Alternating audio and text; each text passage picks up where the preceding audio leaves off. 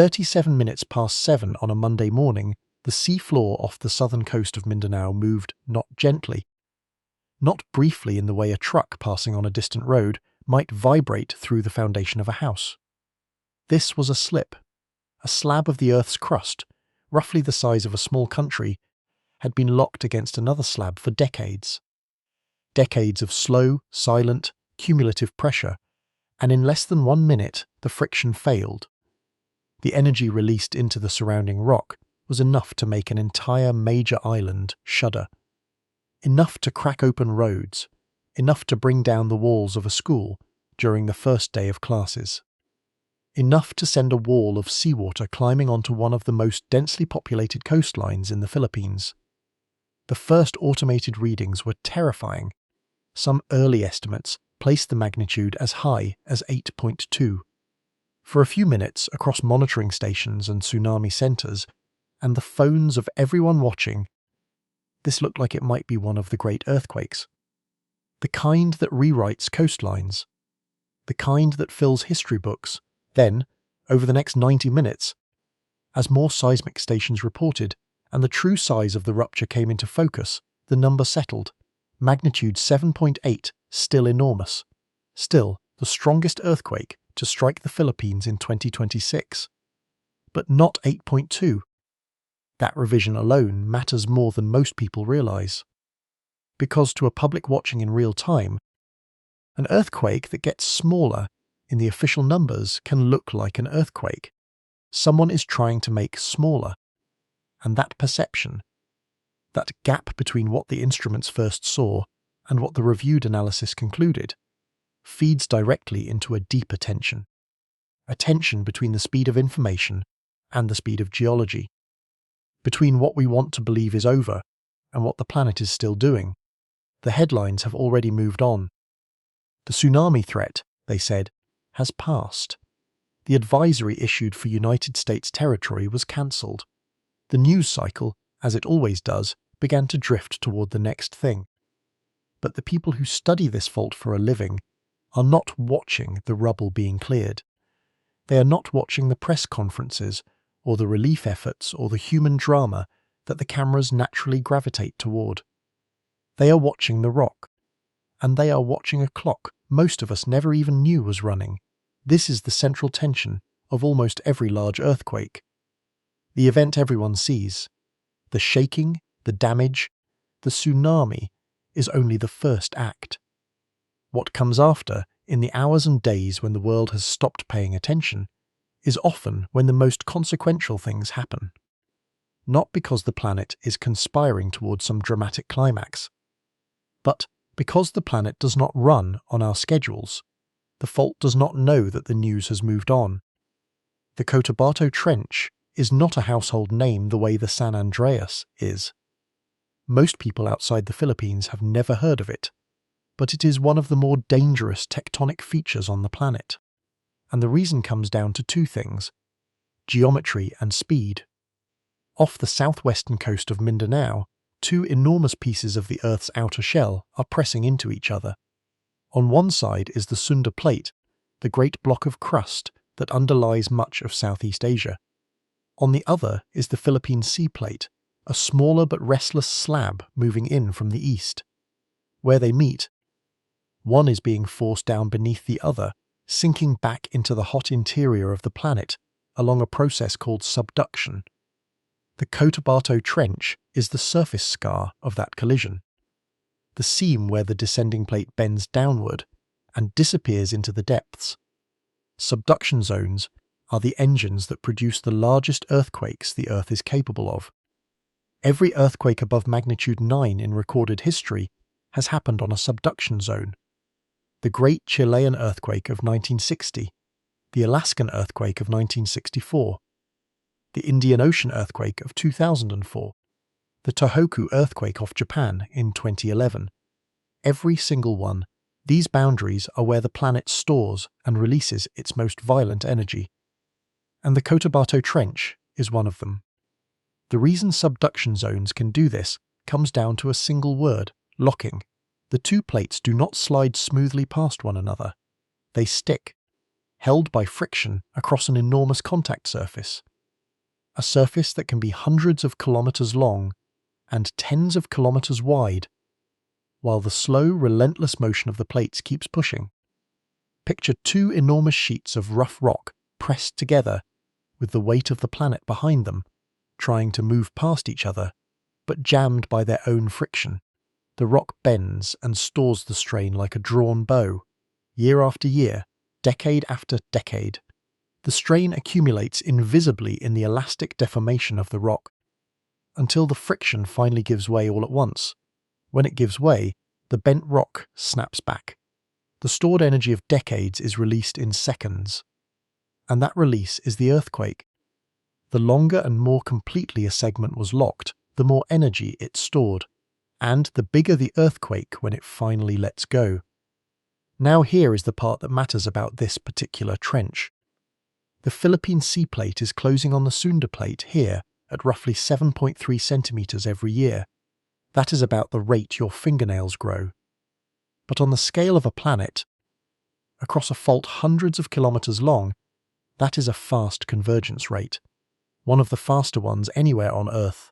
Speeded is everything when it comes to how often a fault produces great earthquakes. Fast convergence means strain accumulates quickly. And strain that accumulates quickly is strain that has to be released sooner rather than later. A slow fault might go 1,000 years between great ruptures. A fast one reloads its bow in a fraction of that time. It is, in the language of hazard, a busy fault. And a busy fault is a dangerous neighbour. The Philippine Institute of Volcanology and Seismology, the agency that watches these faults for a living, looked at three things in the hours after the rupture to understand what had happened. First, they looked at the location of the earthquake. It sat right along the line of the trench. Second, they looked at the focal mechanism. This is the way seismologists reconstruct the actual motion of the fault from the pattern of the seismic waves. Like reading the recoil and the scatter to figure out how a gun was fired and in what direction. Third, they looked at the distribution of the aftershocks, the cloud of smaller earthquakes that lit up the area afterward, which traces out the shape and orientation of the broken zone. The way iron filings trace out a magnetic field, all three pointed to the same conclusion. This was the Cotabato Trench doing what subduction zones do. There is one more piece of geometry worth understanding, because it explains why this region is so violent and so complicated. The convergence here is not a clean head-on collision, it is oblique. The plates are not driving straight into each other, but sliding past at an angle as they converge. Part of that motion is taken up by the subduction along the Cotabato Trench. That is the part that produced this earthquake. But oblique convergence also tends to break up the overriding plate into a mess of smaller blocks and secondary faults, which is part of why the southern Philippines is such a tangled, fractured, seismically busy place. You are not looking at a single clean fault line. You are looking at a crumple zone, a region where the crust is being shoved, twisted, and broken along many surfaces at once, with the Cotabato Trench as the largest and most dangerous of them. One observer who studies this region described it as a crunch zone, the place where all the plates squeeze up against each other. That is as good a plain language description as any. The Great Crunch Zone of the Western Pacific. And on the morning of June 8th, the biggest piece of it let go. When you know it was a subduction zone rupture, you immediately know two more things. You know it had the potential to generate a tsunami, because subduction earthquakes thrust the seafloor upward and shove the entire column of water above it. That displaced water becomes a wave that races outward, and you know that you have to ask the hardest question in all of seismology, the one that hangs over every single large subduction earthquake the moment it happens. Was that the main event? Or was that a warning shot? There is also a deeper history written into this stretch of seafloor. Within roughly 300 kilometers of where the June 8th rupture struck, the historical record holds something on the order of 35 earthquakes of magnitude 7 or greater. 35 great earthquakes clustered around this one violent corner of the planet over the span of the instrumental record. The largest of them reached magnitude 8.3 back in 1918. Earlier in 2026, this very same region had produced a swarm of smaller earthquakes along the trench. Activity significant enough that it forced the closure of schools and government offices. A rattling prelude that, in hindsight, looks like part of the long, restless conversation this fault has been having with the surface. This is not a quiet boundary that suddenly woke up. It is a chronically dangerous one that periodically reminds everyone living near it exactly what it is. Here is the thing about the rock down there. We cannot see it. We cannot drill to it. We cannot measure directly how much strain is left on the fault, or whether the rupture released all of it or only part of it. The deepest hole humanity has ever drilled barely scratches the upper crust. Nowhere near the depths where these ruptures happen. We can only watch what the fault does next. Read the aftershocks like a doctor reads a heartbeat, and compare what we see to every other earthquake we have ever recorded in the long catalogue of our science. That comparison, that careful reading of the aftermath against the accumulated history of how faults behave, is exactly what is keeping the experts watching days after the main shock. Long after the rest of us were told the danger had passed. They are not being alarmist. They are being honest about the limits of what we can know, and disciplined about the things we can. The magnitude scale is logarithmic. Each whole step up represents a release of roughly 32 times more energy. A magnitude 7.8 does not release a little more energy than a magnitude 6.8. It releases about 32 times more, compared to a magnitude 5.8, the kind of earthquake that would still make the news in most places. It releases roughly 1,000 times more energy, the 7.8 that struck off Mindanao unleashed, in less than a minute, an amount of energy that dwarfs the largest nuclear weapons ever tested. Energy that had been quietly stored in the bent rock of the Cotabato Trench across decades of slow plate motion. All of it let go at once when the friction finally failed. That is the scale of what happened beneath the Morro Gulf that morning. Not a tremor, a continent-scale release of stored force. We have mapped the surface of Mars in finer detail than we can see the inside of the fault that just broke off Mindanao. We cannot watch it directly. We cannot measure how much strain is left in it. We are, in a very real sense, reading the aftermath of an event we never got to observe in the act, trying to reconstruct what the rock is doing and what it might do next from the faint signals it sends up to our instruments. And that is exactly why the next few days carry a weight that the headlines did not capture. By the end of this hour, you will understand why the most dangerous hours of an earthquake like this one are often the hours after the cameras have already left. You will understand the fault that broke, the wave it sent, the American territory it reached, the swarm of aftershocks it spawned, the 50-year-old ghost that haunts this exact stretch of seafloor, and above all, the disciplined, honest way that scientists tell the difference between a danger that is fading and a danger that is building. The question of whether it is over is not answered by a press conference.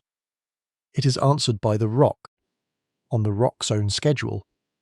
And the rock does not hurry. The first indication that this was not a routine seismic event came from the depth. At approximately 25 kilometers below the seafloor, the rupture was shallow. In plain terms, shallow means there is less rock between the rupture and the surface to absorb and spread out the shaking. A deep earthquake can be enormous and barely rattle the dishes because hundreds of kilometers of solid rock soak up the energy before it ever reaches the surface. A shallow one, even a smaller one, can flatten a town because the violence arrives almost undiluted. At 25 kilometers, this rupture was close enough to the surface to deliver what seismologists measure as intensity 8 shaking in the worst hit areas. Intensity 8 is the level where even well-built structures take real damage. where older buildings made of brick and concrete block begin to fail, where the ground itself can behave like a liquid in the wrong soils, southern Mindanao got intensity 8. Think for a moment about what that actually means for a person standing in it. Intensity is not the same thing as magnitude. Magnitude measures the energy released at the source, a single number for the whole earthquake. Intensity measures what you actually feel and what actually happens where you are standing, and it varies from place to place depending on distance, depth, and the ground beneath your feet. Intensity 8 is not a tremor you ride out, leaning against a door frame. It is the level at which people cannot stand without holding on to something, at which heavy furniture overturns, at which chimneys and monuments and poorly built walls come down, at which the act of remaining upright becomes a physical struggle. That was the experience across the worst-hit parts of southern Mindanao on that Monday morning. The shaking arrived during the first day of classes for many students. At an elementary school in the Davao region, a flag-raising ceremony was underway when the ground began to roll. The whole thing was caught on video. You can see the children dropping to the ground as the shaking builds. You can hear the rising noise, that low, frightening growl that an earthquake makes, a sound that seems to come from everywhere and nowhere at once, a sound that people who have lived through large earthquakes describe as the single most disorienting part of the experience, because your body cannot locate the source of the threat. Then a building fails. The chaos breaks loose. The children's composure cracks into screaming. But what is remarkable is how quickly the teachers get the children back under control, keeping them down, keeping them away from the walls and the windows and the things that could fall. These were drilled children with drilled teachers. You can see the training working in real time, the panic rising, and then being pulled back from the edge by adults who knew exactly what to do. That image matters a great deal when we get to the comparison with 1976, and to the question of why the same fault can produce wildly different death tolls in different eras. The difference, in part, is standing right there in that schoolyard. The difference between a population that has been taught what to do and one that has not. In General Santos City, the damage was severe, and it was photographed from every angle, because in 2026, every disaster is documented by 1,000 phones.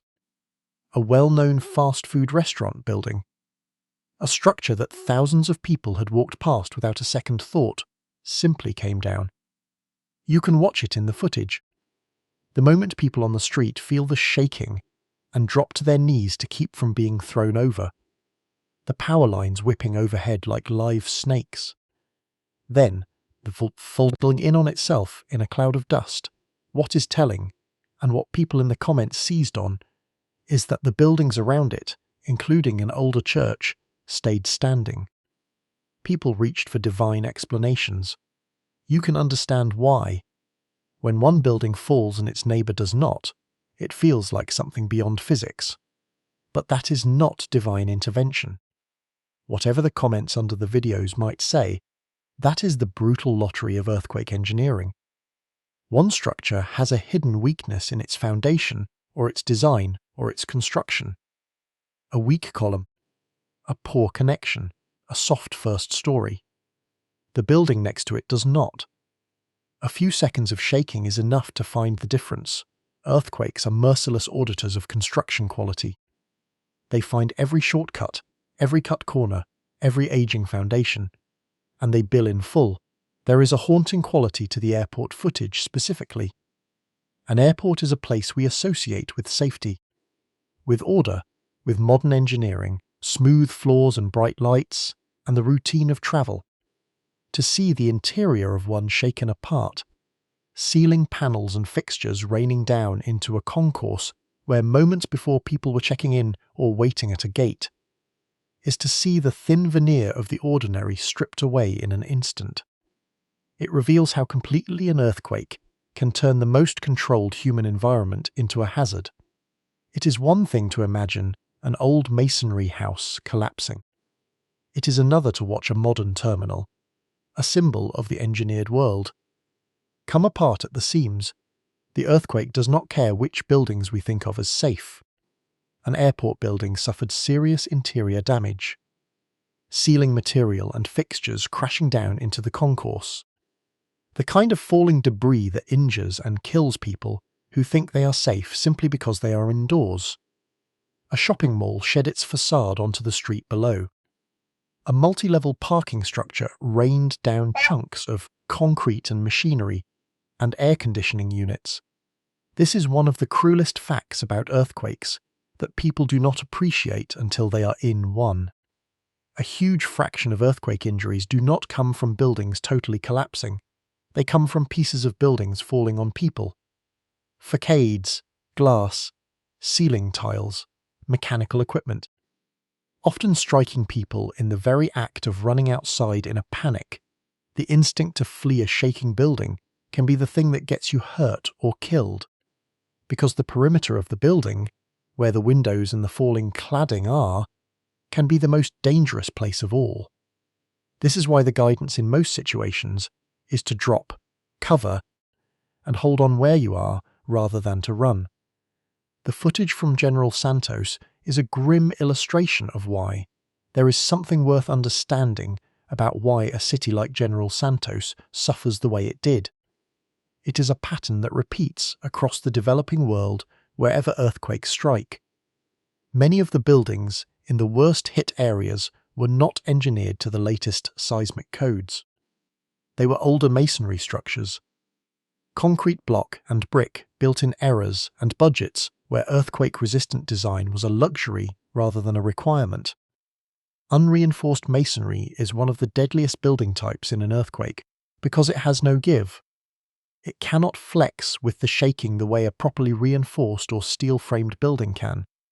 It simply cracks, then it falls, often all at once, often onto whoever is inside or passing by. The cruel arithmetic of earthquake deaths around the world is that the shaking itself rarely kills people directly. The buildings kill people. Earthquakes do not kill. The saying goes among engineers. Buildings do. The difference between a city that loses dozens and a city that loses thousands to the same magnitude is very often the difference between buildings that were built to move with the earth and buildings that were not. Then there was the landslide in Sarangani province. The shaking destabilized a slope. The earth came down. 13 people were killed in that single event. Let that number sit for a moment. 13 people. Nearly half of the entire confirmed death toll from the whole earthquake, killed by one landslide. It is a reminder that an earthquake does not only threaten you through the buildings you are in, it reshapes the land itself.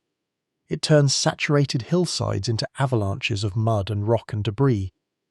It can turn flat coastal plains into zones where the soil liquefies, where water-saturated ground loses its strength under the shaking and behaves like quicksand.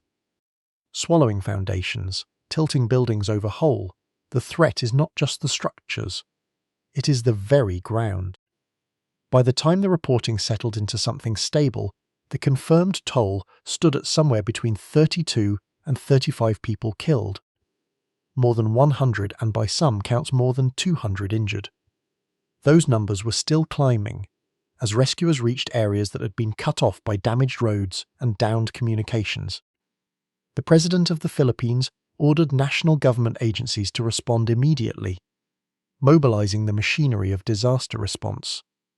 In at least one collapsed multi-story building in General Santos, search and rescue teams were going into the wreckage to look for survivors while the aftershocks were still coming. That is about as dangerous as rescue work gets, because every one of those aftershocks is a fresh roll of the dice for a structure that is already barely standing. A structure whose remaining columns and walls have already been weakened and could give way completely under the next jolt. Watch the footage, and you can see the rescuers hesitate, pull back, react to sounds of cracking, because they know what every aftershock could mean for them.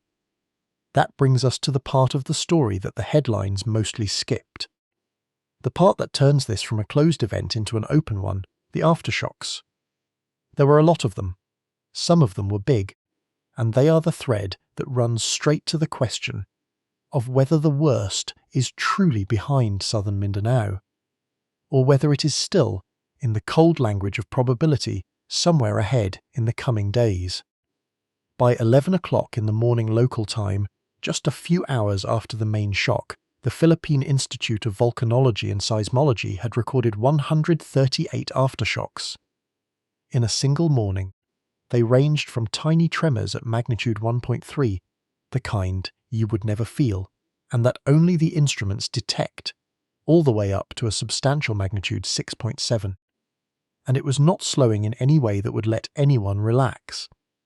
Within roughly the first 90 minutes after the main rupture, the United States Geological Survey had already logged aftershocks of magnitude 6.5, 6.0, and another 6.0, followed by a steady drumbeat of magnitude 5 events clustered just south of Sarangani, right along the broken zone, observers tracking the sequence in real time, watching the seismograph feeds, counted at least 3 separate magnitude 6 aftershocks through the day, on top of countless smaller ones.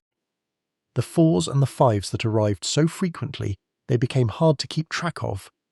Sit with what a magnitude 6 aftershock actually is. The word aftershock is one of the most misleading terms in the public vocabulary of disasters. The word makes these sound like minor rattles, like the building creaking and settling after the real event has passed, like the diminishing echo of something that is already over. They are nothing of the kind. A magnitude 6 earthquake all on its own, with no main shock before it, is a serious and potentially deadly earthquake. There are countries that have lost thousands of people to a single magnitude 6. The difference between a magnitude 6 and the magnitude 7.8 main shock is, in terms of energy, very large. Because the magnitude scale is logarithmic, each whole step represents roughly 32 times more energy. But a magnitude 6 is still an enormous release, more than enough to collapse a vulnerable building, more than enough to kill. To have 3 or more of them strike the same already devastated region within hours of the main rupture is not a footnote to the disaster. It is a second, third, and fourth assault on a landscape that is already broken. Think about what those aftershocks are landing on. They are landing on buildings that are already cracked, already weakened, already half collapsed from the main shock. They are landing on slopes already destabilized, already primed to slide, a structure that survived the 7, 8 with hidden damage, with a fractured column or a compromised joint, might stand for an hour, and then come down in a magnitude 6 aftershock that on an undamaged building would have done nothing. This is the cumulative grinding cruelty of an aftershock sequence. The main shock does the initial damage. Then the aftershocks finish the job, finding and exploiting every weakness the first event created. This is precisely why those search and rescue teams going into the collapsed buildings in General Santos were in such acute danger. They were not working in the aftermath of an earthquake. They were working inside the ongoing blast radius of a sequence that kept firing hour after hour, with no way to know when the next big one would come or how big it would be.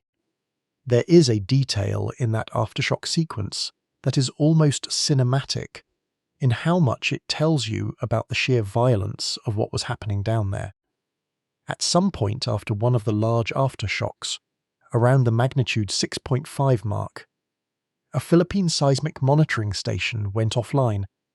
The very instrument whose job was to watch the earthquake stopped reporting. Knocked out in the middle of the sequence, it was meant to record. Think about that for a moment. The shaking was severe enough, or the disruption to power and communications widespread enough. That part of the monitoring network meant to keep watch over this fault simply went dark. Right at the moment it was needed most. An observer watching the feeds noted the station drop out and had to go looking for an alternative. It is a small thing in the scope of a disaster that killed dozens of people. but it is a vivid illustration of a larger and somewhat humbling truth. The forces in play here are large enough to blind the very systems we build to understand them. We are watching a process that can knock out our ability to watch it. It is worth understanding why a single great earthquake produces so many aftershocks in the first place. Because it reframes how you think about the whole sequence. When the main shock ruptured, it did not just relieve stress. In the process of slipping, it violently rearranged the stress in all the rocks surrounding the rupture. Think of the fault zone after a great earthquake as a region of crust that has been suddenly and dramatically reshaped, full of newly concentrated stresses at the edges of the slip, full of smaller faults and fractures that have been pushed past their own breaking points by the main event. Every one of those smaller failures is an aftershock. The main shock essentially shattered the equilibrium of an enormous volume of rock, and the aftershocks are that rock finding a new, messier equilibrium. Fracture by fracture, over days and weeks. The more violent the main shock, the larger the disturbed volume, and the longer and more energetic the aftershock sequence needed to settle it. A magnitude 7.8 disturbs a truly enormous volume of crust. 138 aftershocks in a morning is not a surprise. It is the sound of an immense region of broken rock groaning its way toward a new arrangement. So this is the picture the seismologists were holding while the rest of the world was reading, that the tsunami threat had passed and the Guam advisory had been cancelled. Not a finished event, neatly concluded and ready to be filed away. An active, energetic, ongoing sequence, a fault that had ruptured in a magnitude 7, 8, and was now firing off magnitude 6 aftershocks and hundreds of smaller ones. With the official scientific guidance from 5-ol-sis being explicit and sobering. Aftershocks were expected near the epicenter. They could persist not for hours, but for days, and potentially for weeks. The danger was not in the past tense. It was in the present and the future tense.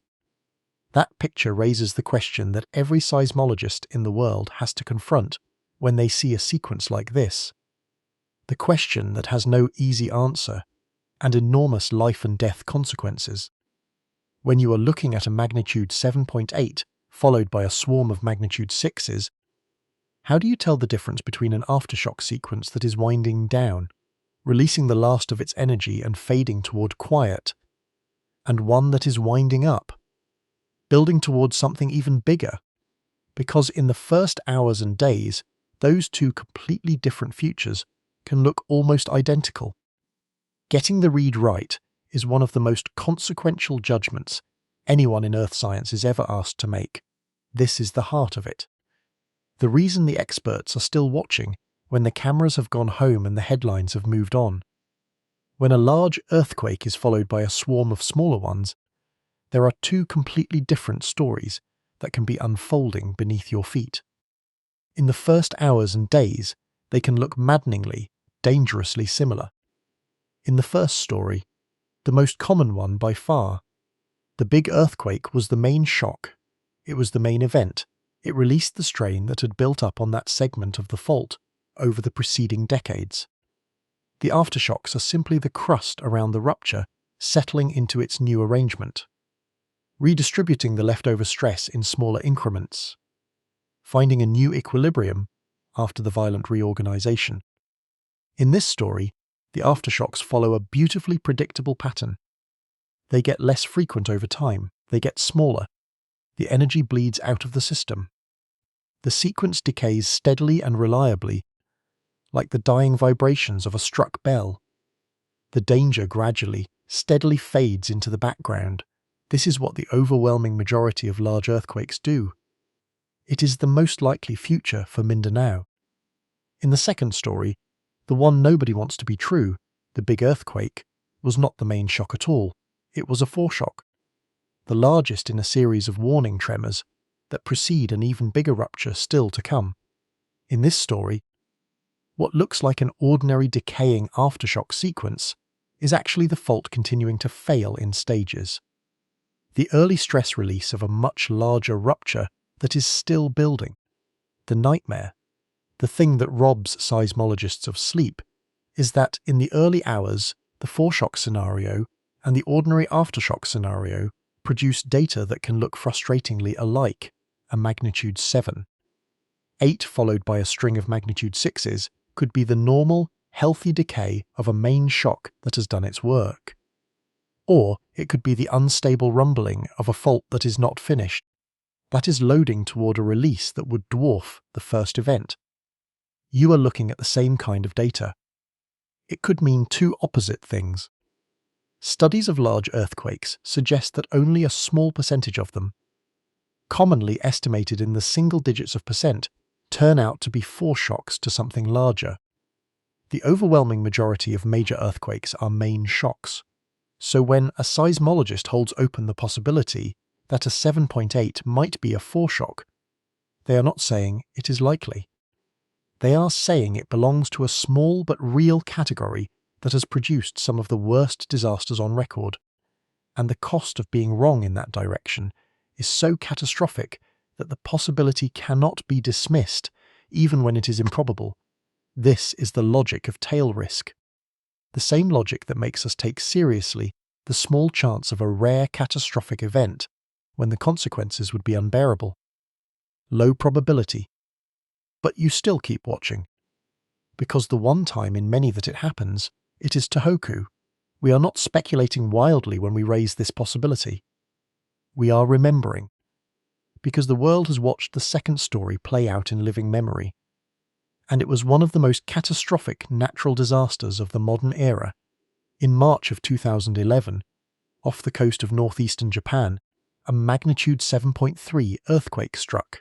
By any normal standard, a magnitude 7.3 is a major earthquake, a main shock in its own right, the kind of event that would headline the news anywhere in the world. Japanese seismologists, who are among the best and most sophisticated in the world, treated it as a significant event. Then, about 2 days later, the same fault zone unleashed a magnitude 9.0. The Tohoku earthquake. The fourth largest earthquake ever recorded by instruments.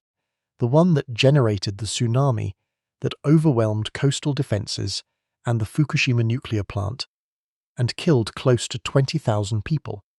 That magnitude 7.3 2 days earlier had not been the main shock. It had been a foreshock.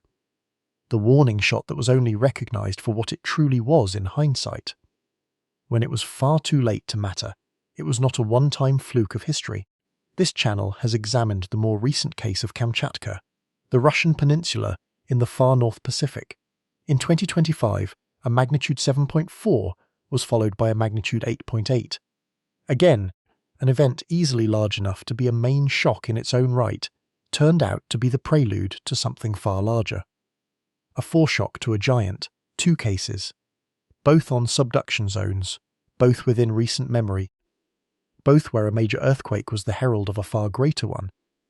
It is worth pausing on why foreshocks are so treacherous, why they cannot simply be identified and flagged in advance. The uncomfortable scientific reality is that there is nothing about a foreshock in the moment it happens that marks it as a foreshock. A magnitude 7.3 is a magnitude 7.3. It looks exactly like a main shock because in the overwhelming majority of cases, a magnitude 7.3 is a main shock. The label foreshock is one we can only apply after the fact, after the larger event has happened and revealed the earlier one for what it was. In real time, a foreshock and a main shock are indistinguishable. That is the heart of the problem. You cannot issue a warning based on a feature that only becomes visible in hindsight. All you can do is hold open the possibility, weight it by the statistics, and watch. This is not a failure of the science. It is an honest acknowledgement of a genuine limit. The kind of limit that separates real seismology from the false confidence of those who claim they can predict the next big one. These cases are precisely why no responsible seismologist looking at a magnitude 7, 8 on a fast subduction zone with an active aftershock sequence will stand up in the first days and declare with certainty that the worst is over. They cannot. The history of their own science, written in the deaths of tens of thousands of people, tells them they cannot make that promise. But raising the foreshock question is not the same as predicting a foreshock. The honest scientific position is not panic. It is not prophecy. It is something much more disciplined and much more useful than either. It is this: the foreshock scenario is real. It has happened before. It cannot be definitively ruled out in the first days after a great earthquake. That much honesty is required, but it is also, by a wide margin, the least likely of the possibilities. The rare exception rather than the rule. For Mindanao specifically, the actual data was not showing the signature you would expect from an accelerating foreshock sequence. The aftershocks, energetic as they were behaving like a decaying aftershock sequence, not an escalating one, the most likely outcome. The one the evidence genuinely pointed toward was the ordinary story. The big one had already happened. So how do scientists actually tell the difference beyond gut feeling and historical dread? Beyond the haunting memory of Tohoku?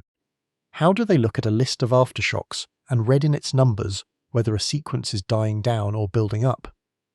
They use two laws, two patterns in the behaviour of aftershocks that have held up across thousands upon thousands of earthquakes over more than a century of observation.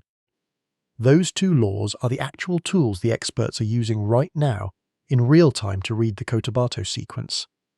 Understanding them is understanding exactly what the people watching this fault are watching for.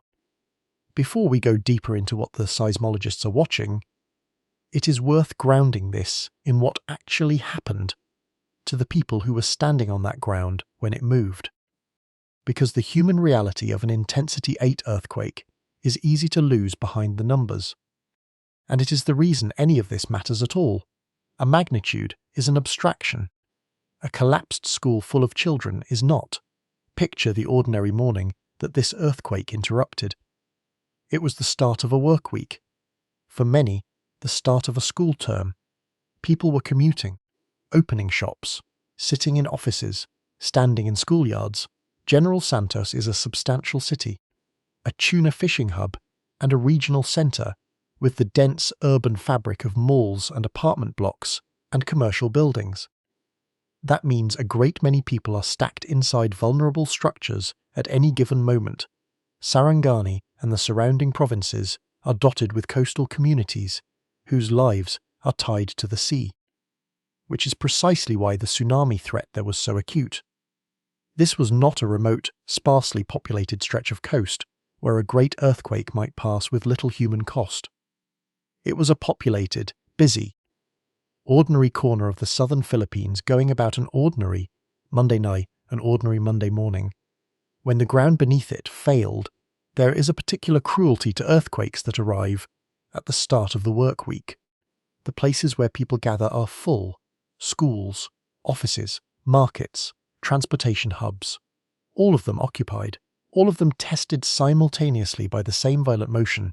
In the Davao region, at an elementary school in the area around Malita, the flag-raising ceremony was just beginning.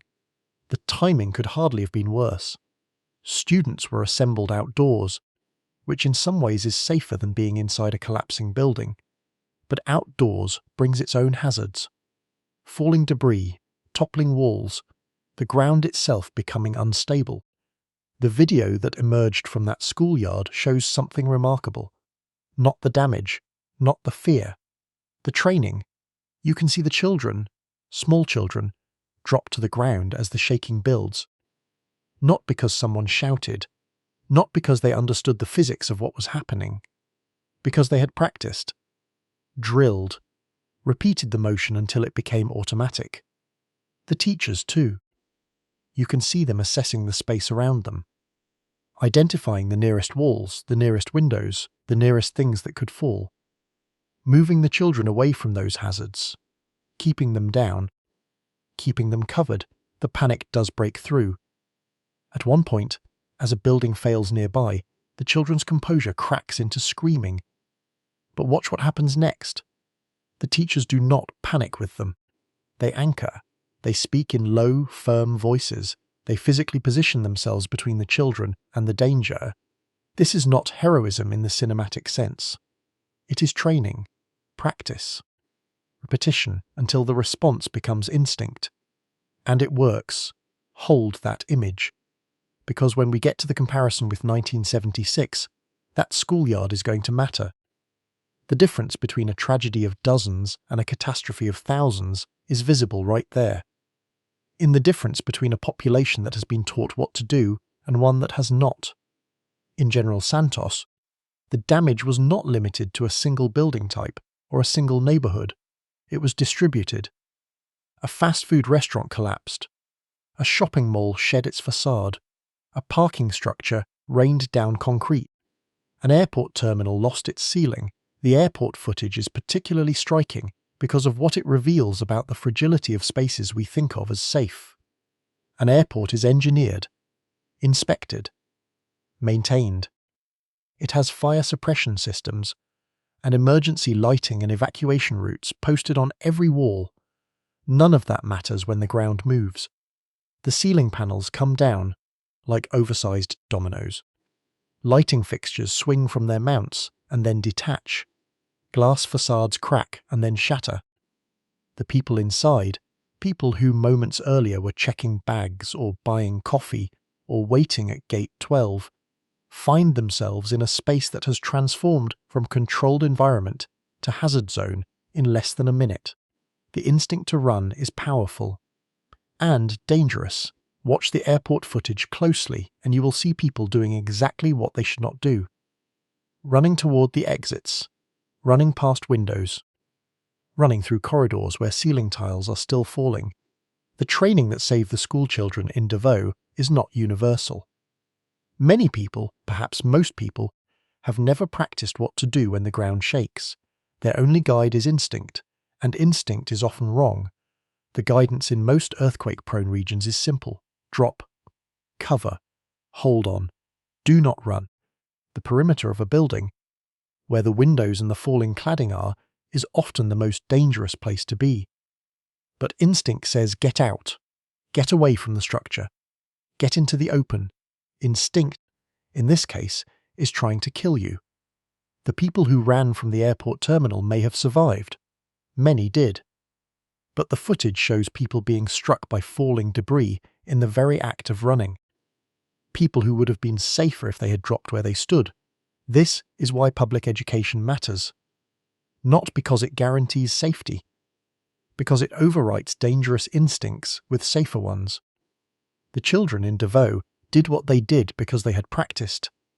The adults in the airport did what they did because they had not. The landslide in Sarangani province killed 13 people. 13 is a number that fits neatly into a headline. But each of those 13 was a person who woke up that morning expecting an ordinary Monday, a person who had breakfast, who kissed a family member goodbye, who went to work or to market or to visit a neighbour. The slope that failed was not obviously unstable. Most landslides are not. The shaking transferred energy into the hillside in a way that no visual inspection could have predicted. Water in the soil pore spaces increased the pressure. The shaking reduced the friction between soil particles. The hill began to move, not fast at first, then faster, then all at once. Landslides in earthquake events are often undercounted in the initial death tolls because the people killed are not found in the rubble of buildings. They are not in the urban centres where the cameras are. They are on rural roads, in small settlements, on hillsides that had been stable for generations. The rescuers who found the 13 bodies in Sarangani were not urban search and rescue teams with concrete cutting equipment and sniffer dogs. They were neighbours, family members, people from the next valley who walked in because the roads were gone. This is the other face of earthquake response. Not the organised machinery of national disaster agencies, the local, the improvised, the person with a shovel and a phone, and no training for what they are about to see. The tsunami that accompanied the earthquake was measured at about 1 metre in the worst hit areas. A 1 metre tsunami is not the towering wall of water from disaster films. It is not the 30-meter wave that swept over Fukushima. It is, by the standards of tsunami science, modest. But modest does not mean harmless. A 1-meter tsunami can kill you, not because of the height, because of the mass, the momentum, the debris it carries. A tsunami wave is not the curling, breaking wave a surfer rides, and then it is gone. It is the leading edge of an enormous volume of moving water. A surge that keeps coming with the entire ocean behind it, pushing for minutes at a time. Even a wave that only reaches your knees can sweep your legs out from under you, drag you off your feet, pull you out to sea on the backwash, push you under, slam you into debris. People drown in tsunamis that were waist high. The water is not just deep, it is moving with terrible force. And it does not let go. The footage from the General Santos area shows exactly this. Water surging into the coastal zone, thick with floating wreckage. The remains of structures that had already been damaged by the shaking, churned up and dragged back out, then driven in again with the next wave. A person caught in that water is not just fighting the current. They are being battered by everything the current is carrying. Timbers, panels, vehicles, the contents of flooded buildings, any one of which can knock you unconscious. This is why even a modest tsunami is so lethal. It weaponizes everything it touches. There is another reason tsunamis kill, that the videos capture, and that the statistics obscure. There was not one wave. There were several, arriving in succession over a period of time. You can see it in the footage. A wave comes in, recedes, then another wave follows behind it. This is the single most lethal misconception about tsunamis, the one that kills people again and again across history. People believe that once the first wave has come and gone, the danger is over. They go back down to the shore to look at the damage, to find someone, to recover belongings, simply out of curiosity. Then the second wave arrives. Sometimes the second or the third, or even a later wave, is larger than the first, because the wave train interacts with the shape of the coastline and the harbour in complex ways.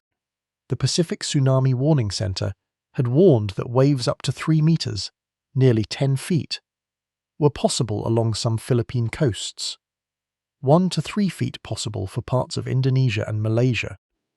The danger zone is not a single moment.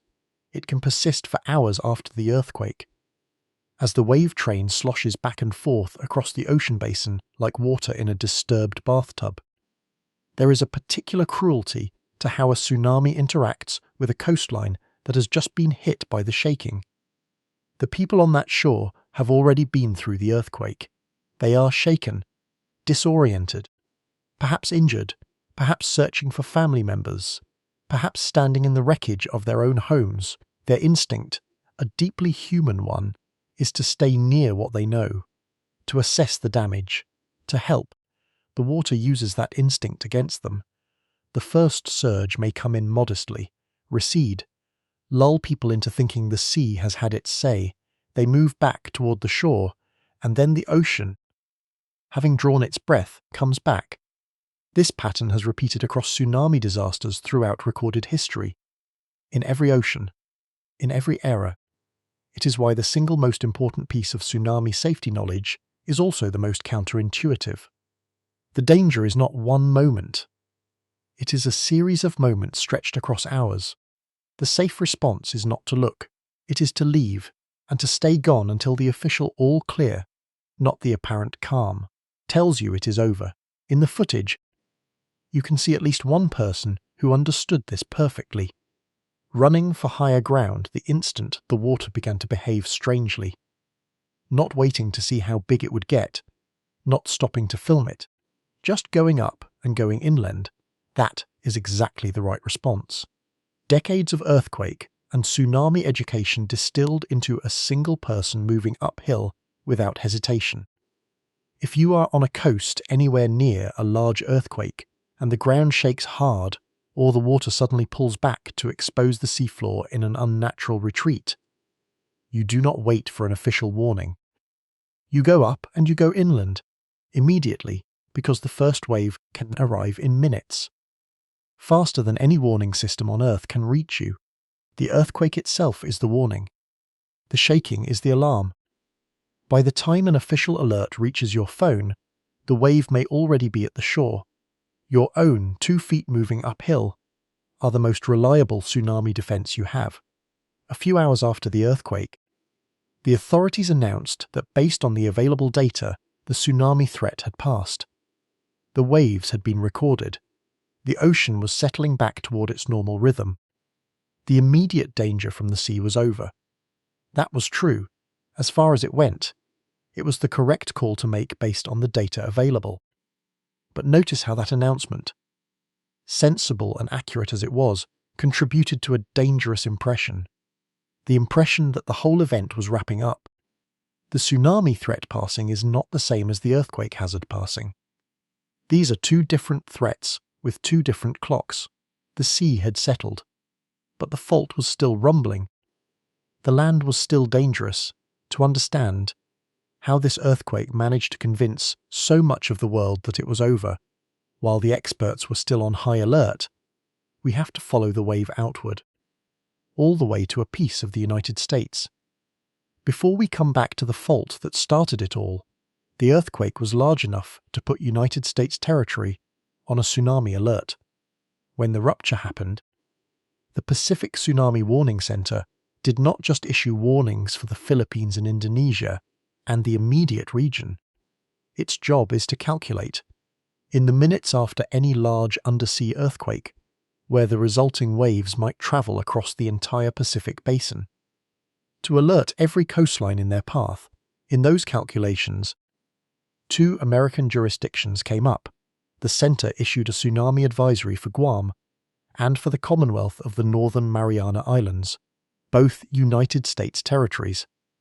American soil in the Western Pacific, home to American citizens and American military bases, with American emergency management agencies that had to spring into action. Guam Homeland Security and the Office of Civil Defense relayed the advisory to the island's residents, putting an entire American community on notice that a wave generated off the coast of Mindanao might be heading their way. The projected threat for Guam was sea level fluctuations generally no more than about a foot above and below the normal tide, along with strong and unusual ocean currents in harbours and bays and nearshore waters. The earliest estimated time for those hazardous currents to begin was 1:40 in the afternoon Guam time, a precision that underscores just how well understood tsunami travel times have become. The warning center could tell the people of Guam not just that a wave might come, but roughly when. Now it is important to be careful here. What was issued for Guam was an advisory. In the language of tsunami alerts, an advisory is the lowest tier of concern. It is not a warning, which is the highest level and means a dangerous, potentially destructive, tsunami with significant inundation is expected. An advisory means strong currents and minor sea level changes that are hazardous to people who are in or right at the water, in harbours and on beaches, but not a threat that requires fleeing to high ground or evacuating the population. The Guam officials were explicit about this distinction. They told people to stay out of the water and away from the beaches, to keep their boats secured, to stay alert for further information. But they said clearly that it did not call for a full-scale evacuation. It was a real hazard, properly communicated at the level the data supported, no more, no less. The advisory for Guam and the Northern Marianas was cancelled roughly 2 hours after the earthquake, late in the morning Guam time. Once the incoming data and the actual tide gauge readings showed the threat to those islands had not materialized into anything dangerous. After the cancellation, the only thing that lingered was a beach hazard statement and a high risk of rip currents. In effect, for a few more hours, the residual churning of an ocean that had been disturbed thousands of kilometers away. There was no tsunami threat to Hawaii, no threat to Alaska or the United States West Coast.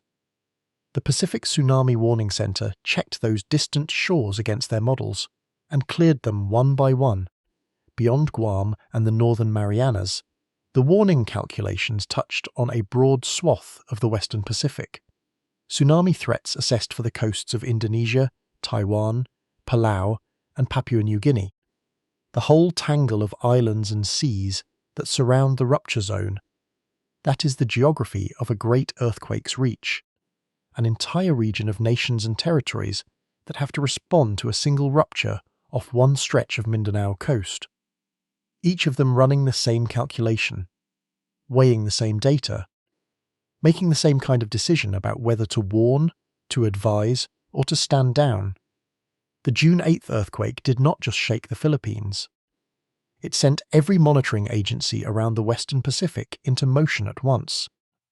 The reason the Pacific Tsunami Warning Center could tell Guam within minutes, roughly, when and how strongly a wave might arrive, is that tsunamis, for all their terror, are in one respect highly predictable. Once a wave is generated, it travels across the deep ocean at a speed governed almost entirely by the depth of the water, and that depth is mapped. So the instant the earthquake's location and size are known, the travel times to every coastline in the Pacific can be computed with real precision. This is one of the genuine triumphs of modern Earth science. The ability to turn a sudden, violent, unpredictable rupture into a set of concrete arrival times for shores thousands of kilometers away. In time for people to act, it is the exact capability that 1976 did not have, and it is part of why the same fault produced such different outcomes in the two eras. The wave is just as fast. We are just no longer blind to it. The cancellation of the Guam advisory is a perfect example of a larger pattern.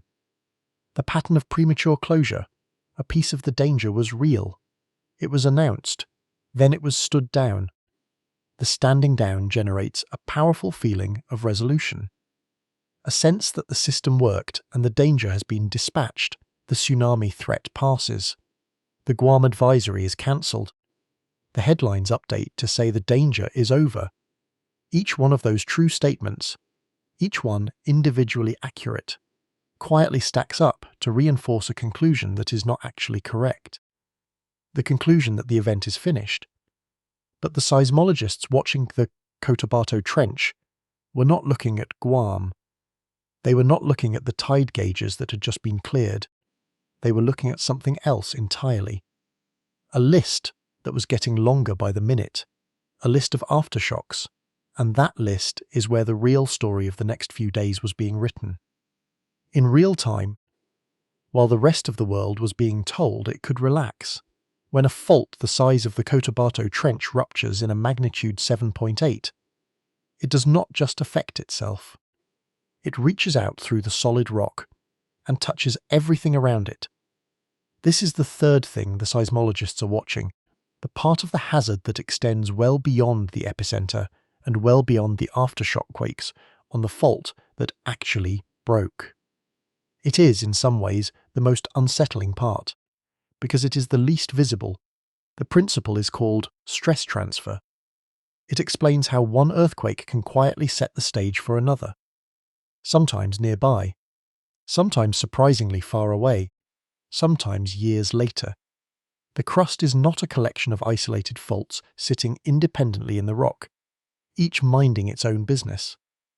It is a single interconnected stressed system, like a sheet of cracked glass held tightly in a frame, with forces running through the whole of it.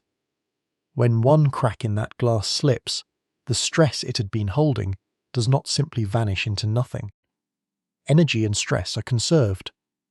They get redistributed to the surrounding material.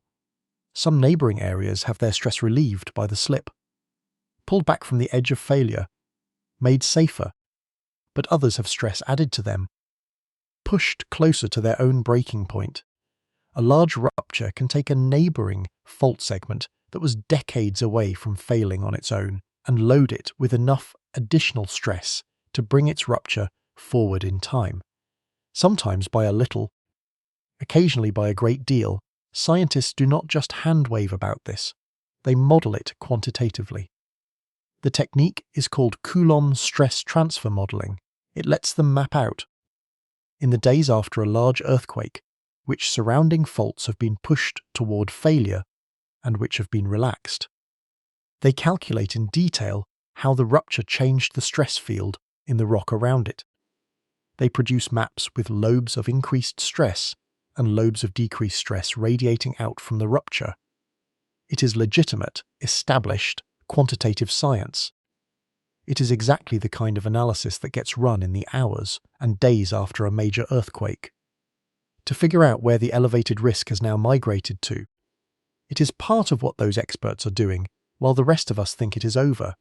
So which neighbours are they watching around Mindanao in this tangled and violent corner of the planet? There are three that matter most. To the east lies the Philippine Trench, another major subduction zone, one fully capable of producing great earthquakes in its own right, one that has been showing swarms of seismic activity in recent times.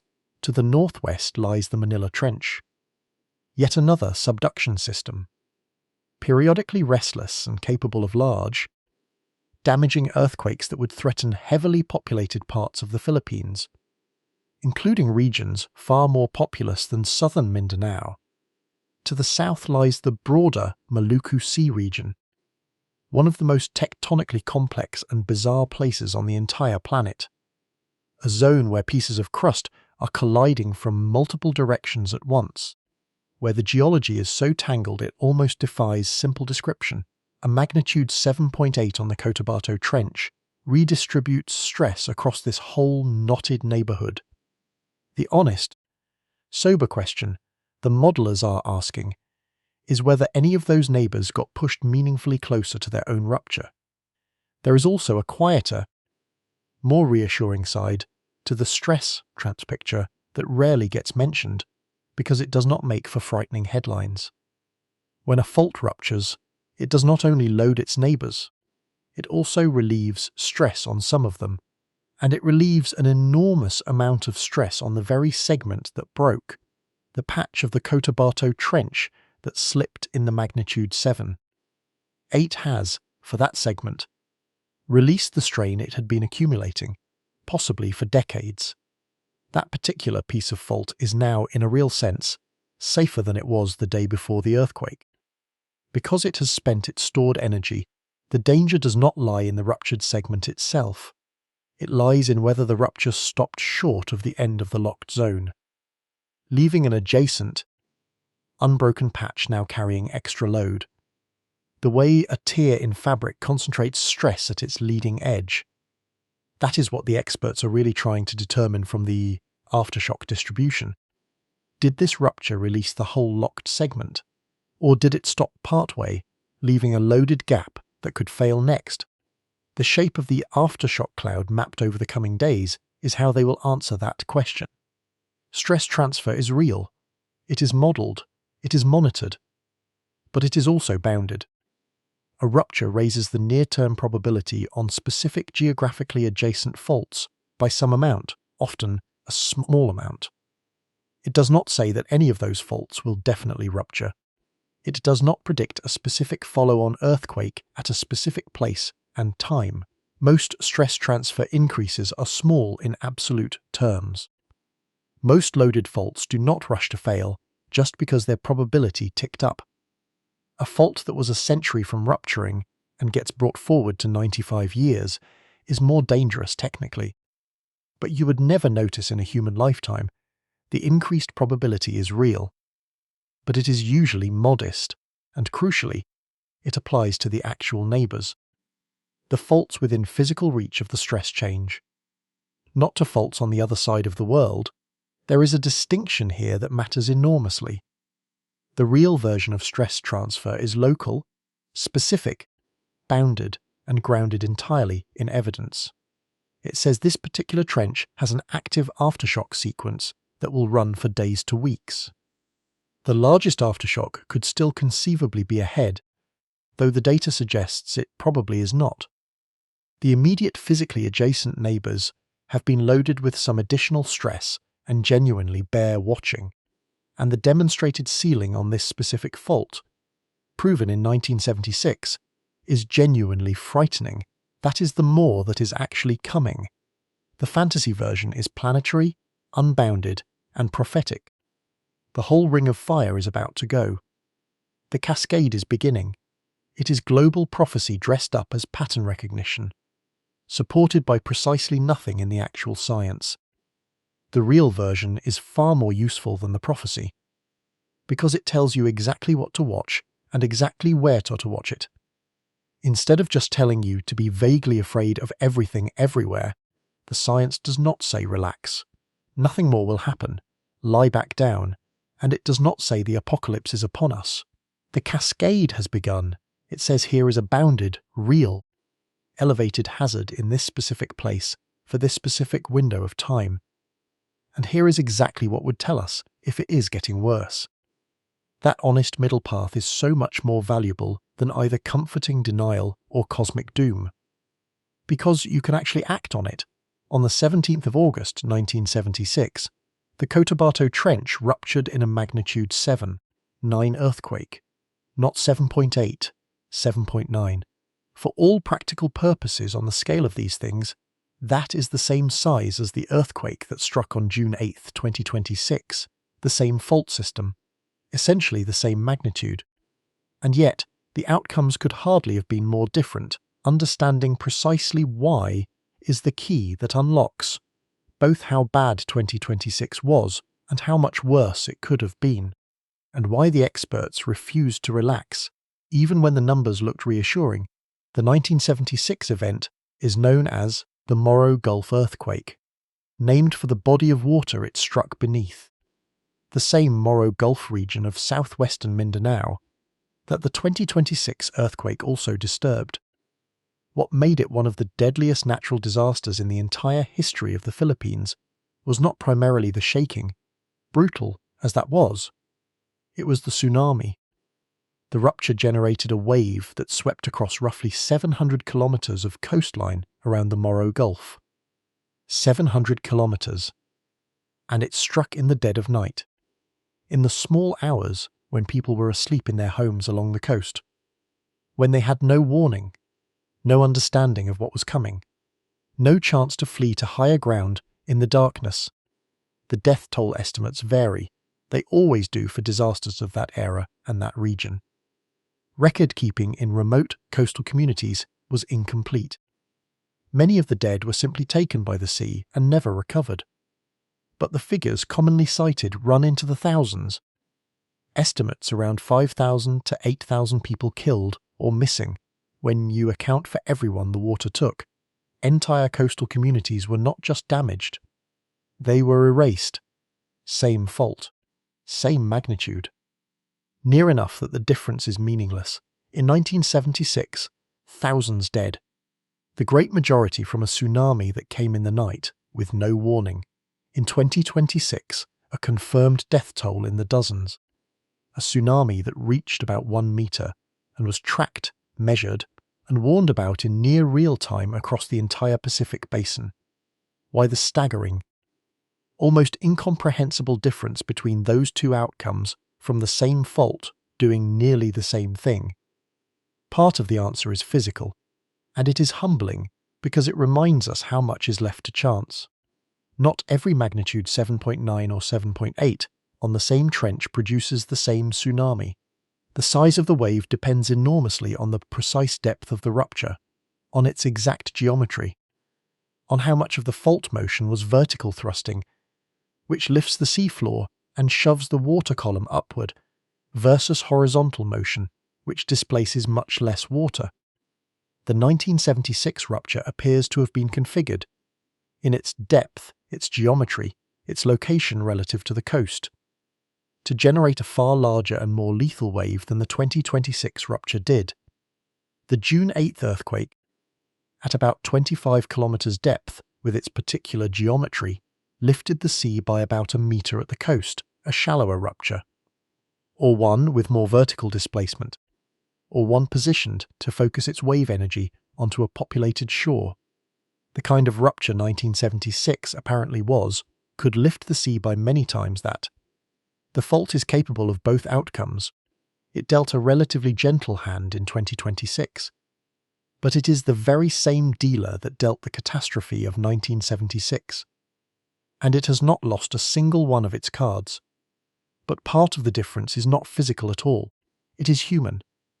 And this part should give us a measure of genuine hope rather than only dread. In 1976, there was no meaningful tsunami warning system for this region. No dense network of tide gauges feeding real-time data to a centre that could issue an alert within minutes. No Pacific Tsunami Warning Centre calculating wave arrival times for distant shores. And critically, there was no widespread culture of public preparedness. No deeply ingrained public knowledge that hard shaking near the coast means you run for high ground immediately and without waiting for permission. The wave came in the dark and found people utterly defenceless, asleep, unaware, with no time and no information. In 2026, by contrast, the Pacific Tsunami Warning Centre was calculating wave arrival times within minutes of the rupture, issuing advisories as far away as Guam, putting numbers and timestamps on a threat that in 1976 had arrived as a total surprise. The public, by and large, knew what to do. Remember those school children in the Davao region, dropping and covering under the calm guidance of trained teachers. Remember the person in the footage running for higher ground the instant the water looked wrong, not waiting for an official word, not stopping to film, just going. That is 50 years of disaster education made visible. That is what half a century of warning technology, public preparedness, earthquake drills, and tsunami education actually looks like when the ground moves. It is, in significant part, why the same fault at essentially the same magnitude produced thousands of deaths in one era and dozens in another.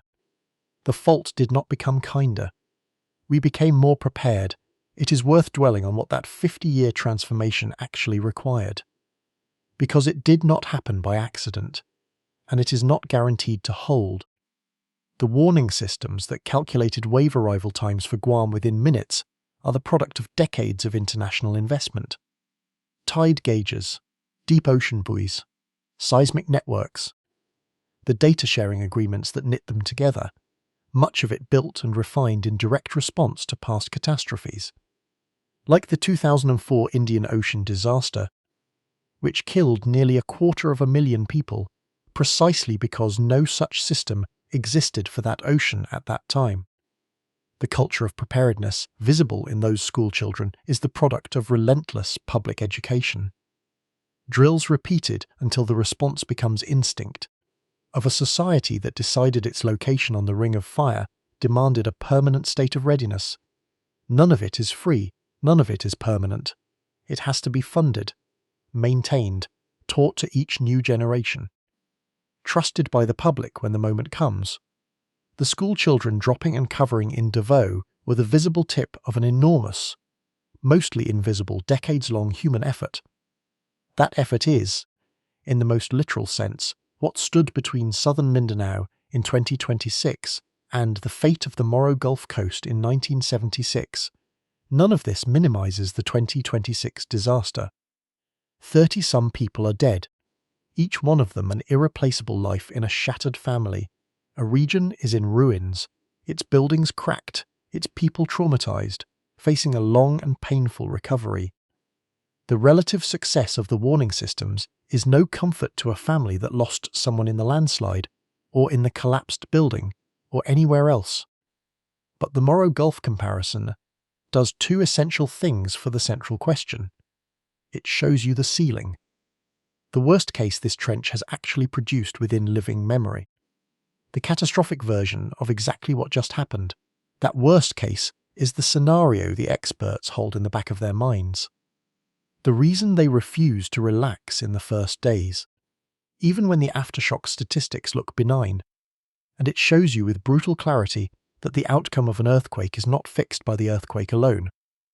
It is shaped by depth, by geometry, by warning, by preparation, by all the human and physical variables that turn the same magnitude into vastly different death tolls. The Cotabato Trench fired a magnitude 7.8 in 2026. The world was, relatively speaking, ready for it. The unsettling thought the seismologists carry forward into the coming days and into the coming years is what happens the next time it fires, and whether the next rupture deals the 1976 hand instead of the 2026 one. Now let us address the magnitude revision directly, because something happened with that number that generated real and widespread suspicion. And that suspicion deserves an honest explanation. When the earthquake struck, the earliest automated estimates were high. Some readings put it at magnitude 8.2. People watching the seismographs in real time saw the needles slam hard against their stops, saw the early numbers climbing into the low 8s. They braced themselves for a great earthquake, possibly a historic one. Then, over the following hour and a half, the official magnitude came down. 8.2 became 8.1 in some solutions. The European Monitoring Centre moved its estimate around as new data arrived, at one point even dropping toward the high 7s. The United States Geological Survey eventually settled on a reviewed magnitude of 7.8. While taking what felt to some watchers like an uncomfortably, even suspiciously, long time to post anything official at all for an earthquake, this large and this consequential, to a lot of people, that sequence looked deeply, obviously suspicious. The earthquake got smaller in the official record step by step. The main American agency was slow to report. Slower than independent observers and other national centres.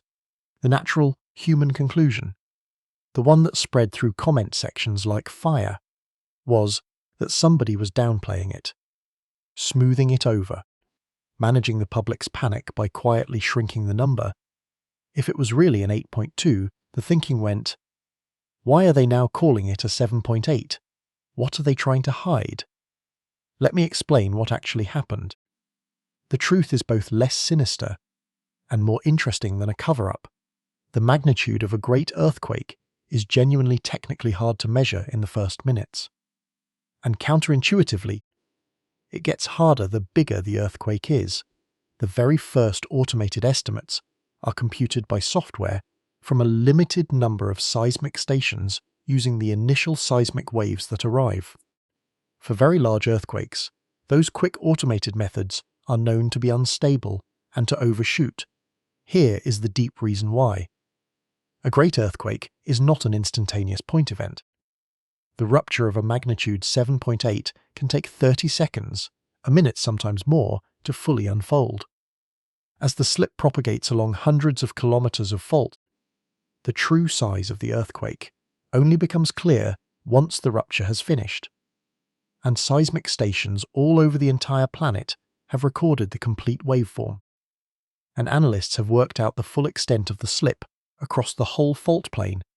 That comprehensive process takes time. It requires the slower, more accurate methods to catch up to the fast, jumpy automated ones. For the very largest events, it requires careful human review rather than just automated triggers, which is precisely why the reviewed authoritative solution can lag behind the breathless early automated numbers that the live observers were reacting to. The direction of the revision, whether the magnitude gets adjusted up or down, depends entirely on the data, not on any agenda. Sometimes the early automated estimate is too low and the magnitude gets revised upward as the full picture emerges. Sometimes, as happened here, the early automated estimate overshot and the reviewed number comes down to its true value. There is no pattern of always shrinking earthquakes, because there is no agenda to shrink them. Consider the bigger picture. There is no incentive, and more importantly no mechanism, to hide the size of an earthquake that was physically felt by millions of people across an entire major island, that collapsed buildings on camera, that generated a tsunami recorded on tide gauges from the Philippines all the way to Palau. You cannot hide that. The shaking is the great earthquake's own announcement, broadcast directly into the bodies of everyone who felt it. The idea that an agency would, or even could, secretly shrink an earthquake that an entire region physically experienced in their bones does not survive even a moment's serious thought about how any of this actually works. There is no secret to keep. The Earth already told everyone. The instinct to see a cover-up in the magnitude revision is the very same instinct that looks at a string of recent earthquakes around the Pacific and sees a hidden global pattern, or looks at a solar storm happening on the same day and sees a secret suppressed cause. It is the instinct to believe that the official story is deliberately concealing the real, scarier truth. That the authorities know something they are not telling you. The reason that instinct becomes so powerful, so seductive. Right after a disaster is worth understanding with some compassion rather than contempt. The real situation, the genuine ongoing hazard, the aftershock window, the loaded neighbouring faults, the ghost of 1976. It is frightening enough on its own. The human mind, confronted with a frightening situation that is fundamentally outside anyone's control, reaches instinctively for a story that puts someone in control. Even a malevolent someone, even a villain, because a controlled threat, a hidden conspiracy, a cover-up, paradoxically feels more manageable than the actual truth, and the actual truth is harder to sit with than any conspiracy.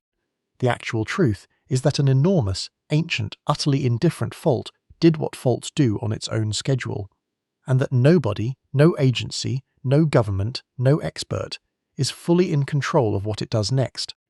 That is the real fear.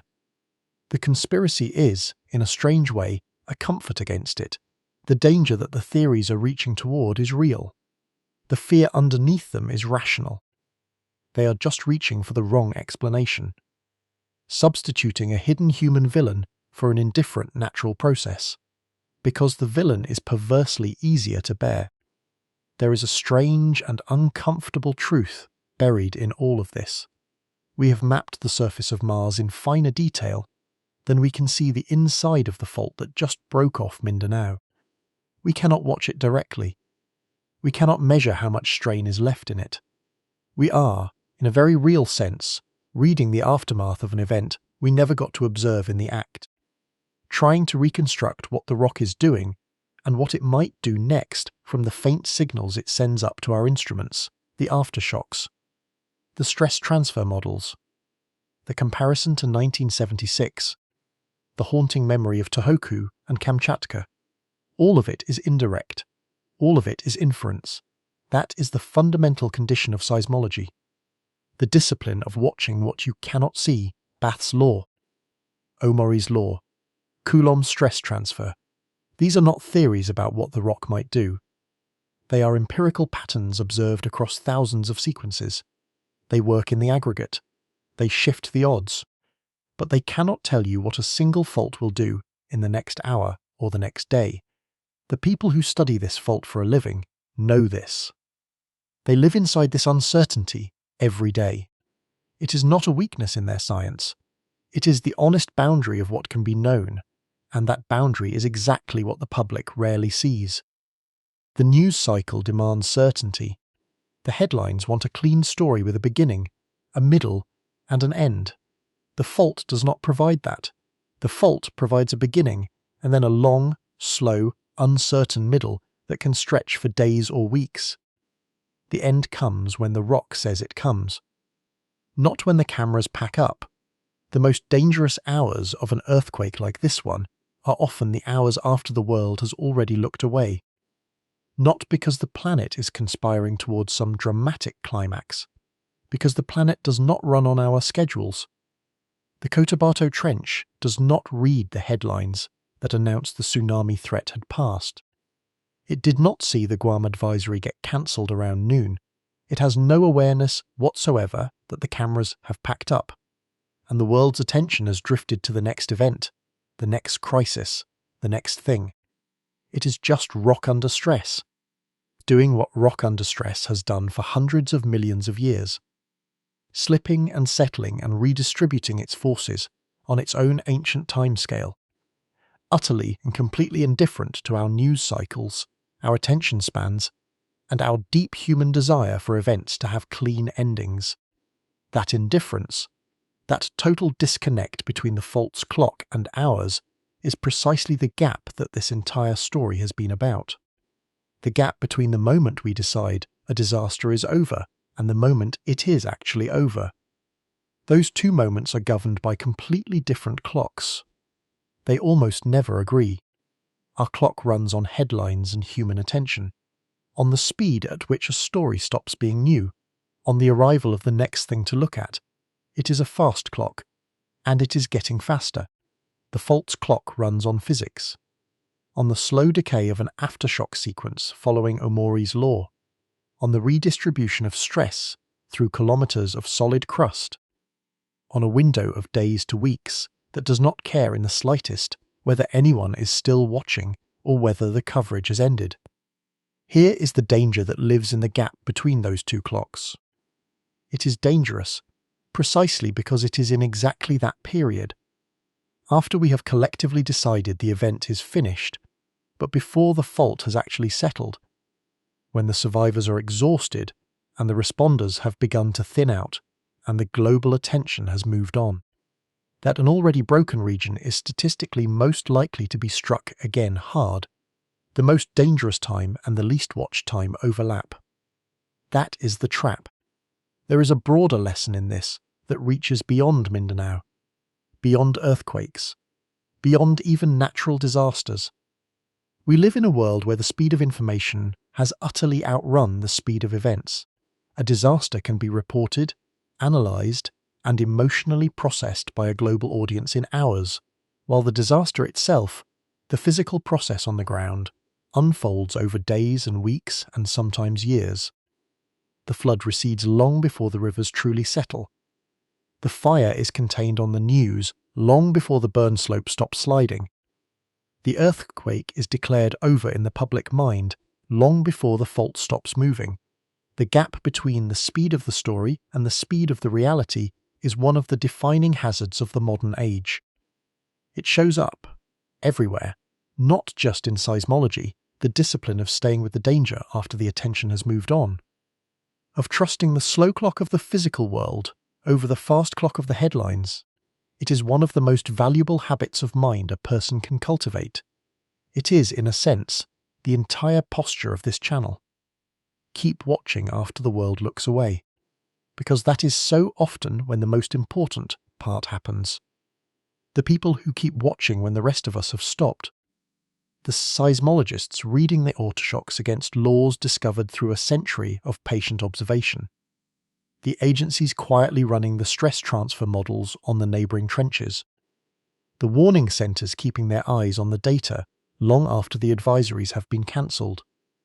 They are the bridge across that dangerous gap. They are watching on the false clock, not on ours. They have trained themselves to ignore the seductive feeling of closure that the headlines manufacture, to keep their attention fixed on the rock until the rock itself says it is done. The reason it matters so much that the rest of us understand what they are watching is that understanding is what closes the gap on the human side. A population that genuinely understands that the aftershock window is the dangerous part does not rush back into cracked buildings the moment the first wave recedes.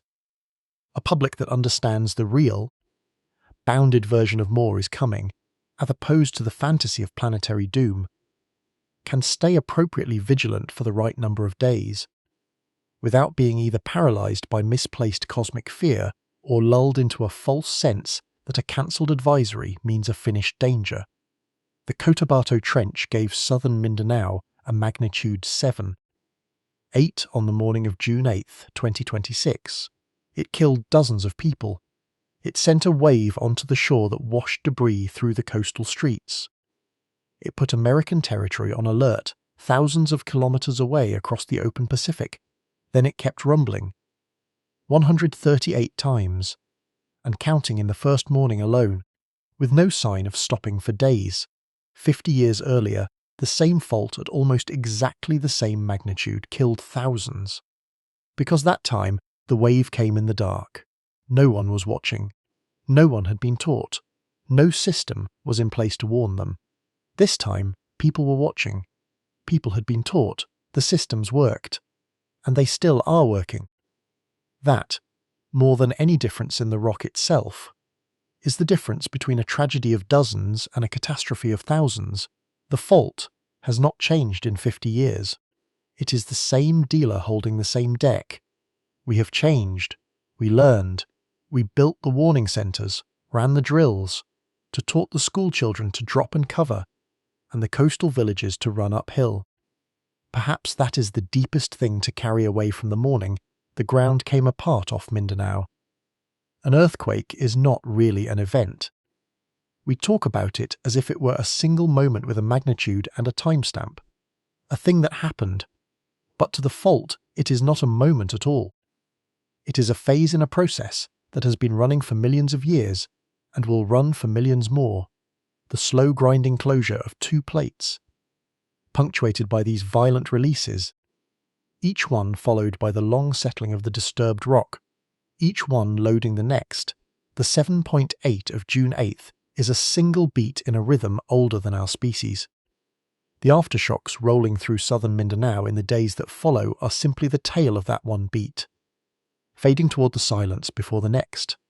We experience it as a disaster. For the people who lost their lives and their homes, it absolutely is one. But the fault experience is nothing. It just moves on its own clock, indifferent and patient and immense. The most we can do is learn to read it, to watch it honestly, to stay vigilant in the dangerous gap between when we think it is over and when it truly is.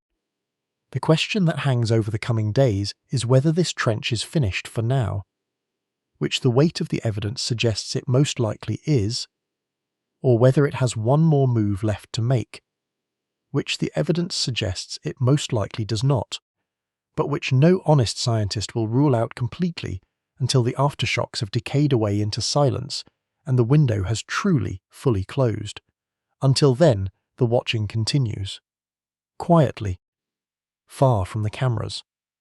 On the fault's own patient and indifferent clock, now you know exactly what they are watching for, and exactly why the most important hours of a great earthquake are so often the ones that happen after the world has already looked away